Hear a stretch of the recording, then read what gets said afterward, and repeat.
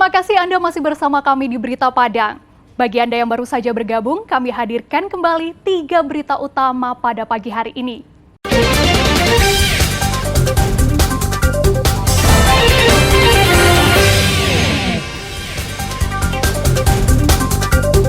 Tak punya biaya, nenek berumur 100 tahun di Darmasraya terbaring sakit di rumahnya. Reporter Berita Padang di Pariaman peroleh penghargaan dalam Hari Pendidikan.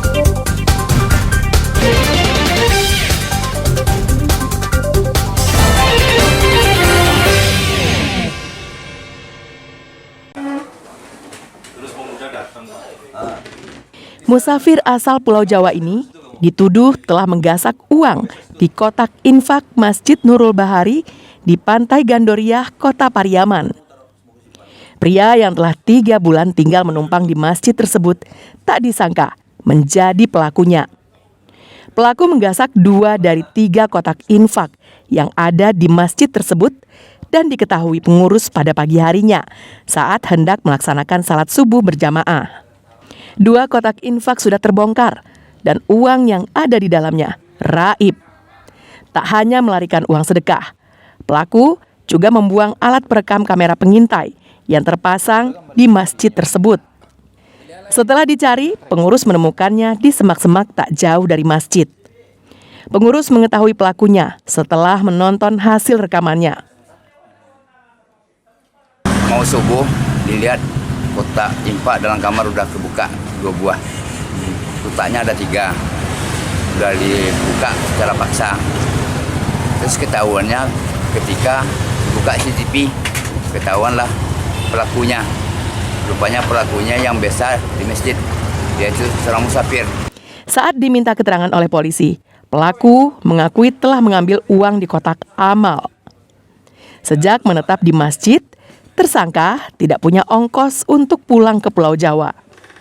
Dari tangan pelaku, polisi menyita barang bukti, uang kotak infak yang sudah digasak. Setelah dihitung, jumlahnya mencapai Rp3.200.000.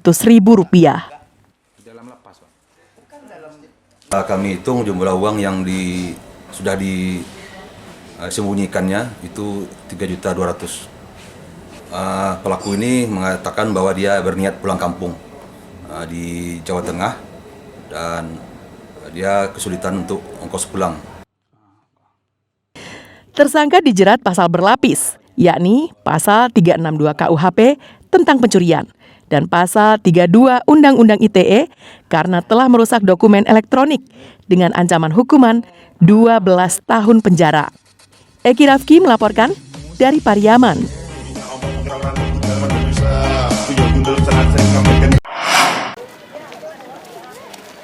Baru-baru ini, 2 sekolah menengah atas di Kecamatan Lengayang peroleh bantuan kendaraan operasional sekolah dari anggota DPRD Provinsi Sumatera Barat melalui dana pokirnya. Kendaraan yang didapat adalah jenis minibus terbaru. Kendaraan diminta dengan alasan sekolah kerap meminjam mobil. Selama ini kita kesulitan pertama untuk kegiatan sekolah, lomba-lomba ke provinsi ataupun ke kabupaten. Ini tentu kita mencari mobil lain. Nah sekarang alhamdulillah sudah dibantu. Memang selain daripada kegiatan sekolah berupa untuk merubah anak-anak, juga kepentingan untuk warga sekolah lainnya seperti guru sakit dan lain sebagainya. Mengunjungi guru yang sakit, membesuk guru yang sakit. Jadi banyak sekali kemanfaatan dan bagi anak-anak yang lomba ini dengan mobil operasional sendiri ini mereka akan lebih percaya diri daripada naik angkot umpamanya kan. Meski tak menyalahi aturan, peruntukan dana pokir anggota DPRD Provinsi Sumbar untuk membeli mobil kepala sekolah merupakan ironi tersendiri. Pasalnya, di Kecamatan Lengayang, banyak infrastruktur yang tidak layak lagi, seperti jembatan yang menghubungkan Nagari Kambang Utara dan Nagari Kambang. Jembatan yang berlantaikan papan ini sudah rusak parah. Lantainya banyak patah, serta dinding jembatan rusak dan berkarat. Namun hingga kini belum diperbaiki karena jembatan tersebut adalah kewenangan pemerintah provinsi. Sedangkan jalan menuju jembatan tersebut juga rusak dan berlubang. jalan yang berstatus jalan kabupaten ini sudah rusak sejak 10 tahun lalu. Sejatinya, dana pokir anggota DPRD diperuntukkan bagi pembangunan infrastruktur dan berguna bagi masyarakat banyak, bukan untuk sekolah negeri yang telah memperoleh berbagai fasilitas dari pemerintah. Banta Fauzan melaporkan dari pesisir selatan.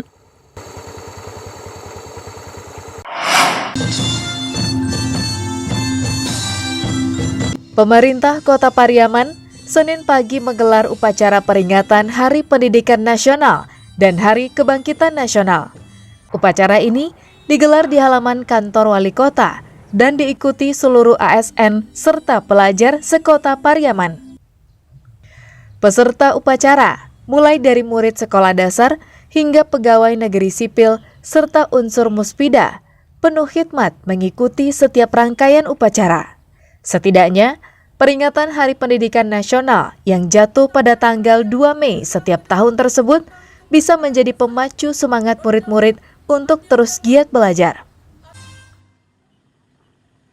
Hari Pendidikan Nasional itu adalah untuk mengenang dan memperingati jasa para guru atau yang terdahulu beliau telah meningkatkan kualitas pendidikan bangsa Indonesia.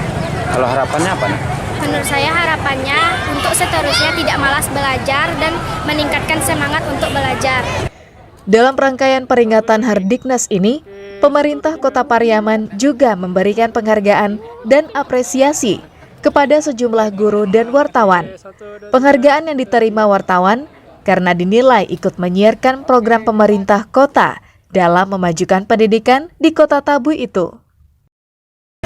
Awak media yang mampu menjadi jembatan apa yang program pendidikan yang telah dikerjakan oleh pemerintah daerah untuk disiarkan ke masyarakat maupun di internasional. Nah, dengan bantuan dari awak media ini, sehingga berbagai program Pariaman ini bisa terberitakan secara nasional. Untuk memajukan pendidikan di tanah air, pemerintah tidak hanya cukup dengan menggelar upacara atau kegiatan seremonial saja. Namun yang terpenting, mampu menyediakan sarana dan prasarana yang memadai, serta pengajar yang mumpuni. Tim Liputan melaporkan dari Pariaman. Saudara, informasi tadi sekaligus menutup berita Padang pagi ini. Saya Frin Meriana beserta tim redaksi yang bertugas mengucapkan terima kasih. Sampai jumpa.